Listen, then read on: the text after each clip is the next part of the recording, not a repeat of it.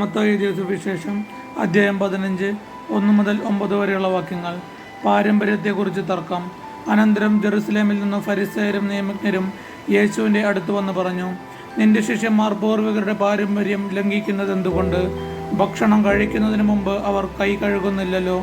അവൻ മറുപടി പറഞ്ഞു, നിങ്ങളുടെ പാരമ്പര്യത്തിൻ്റെ പേരിൽ നിങ്ങൾ ദൈവത്തിൻ്റെ പ്രമാണം ലംഘിക്കുന്നത് എന്തുകൊണ്ട്?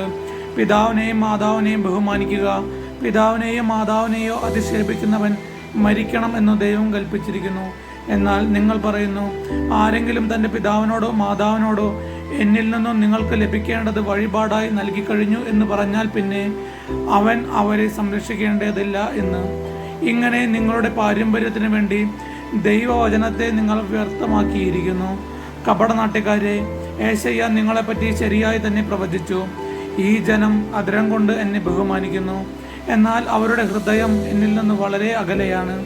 അവർ മാനുഷിക നിയമങ്ങൾ പ്രമാണങ്ങളായി പഠിപ്പിച്ചുകൊണ്ട് വ്യർത്ഥമായി എന്നെ ആരാധിക്കുന്നു. നമ്മുടെ കർത്താവായ യേശുവിന്റെ സ്തുതി.